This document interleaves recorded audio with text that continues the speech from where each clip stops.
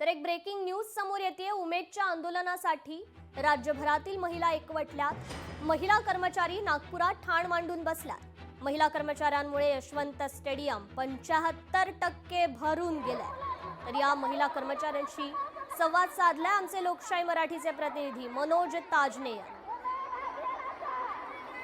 महिला कर्मचारी या ठिकाणी एकवटलेले आहे। हे नागपूरचं यशवंत स्टेडियम आहे आणि आपण पाहू शकतो की कशा पद्धतीने हे स्टेडियम या ठिकाणी खचाखच भरलेला आहे। विधान भवनामध्ये जाऊन संबंधित मंत्र्यांशी चर्चा करत आहेत। आपण त्यांच्या मागण्या नेमक्या काय आहे आपण विचारूया। ताई, मला सांगा नेमक्या तुमच्या मागण्या काय काय आहेत? आमच्या मागण्या उमेद परमनंट म्हणून जॉब पाहिजे आम्हाला आणि पगार वाढ पाहिजे। आता इथे 84,000 बायका आज आपले कामं धामं सोडून मुलं बाळं सोडून इथे उपस्थिती आहे।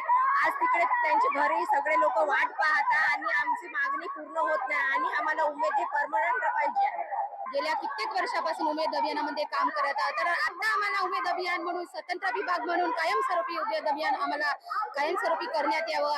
आरोग्यासाठी आम्हाला विमा देण्यात यावं। एवढ्या साऱ्या आज आमच्या इथं मागण्या घेऊन आम्ही आलो आणि आमच्या मागण्या पूर्ण केल्याशिवाय आज आम्ही इथून हटणार नाही आहोत। 3 दिवस इथे आंदोलन करण्यासाठी आलेलो आहोत। तर आमच्या जबाबदाऱ्या आमच्या मागण्या याच आहे की आम्हाला वाढीव मानधन पूर्णपणे लागू झालं पाहिजे आणि उमेद कायमस्वरूपी झालं पाहिजे। 3 दिवस पर्यंत ह्या सर्व राज्यभरामधून आलेल्या महिला कर्मचारी या ठिकाणी ठाण मांडून बसणार आहेत।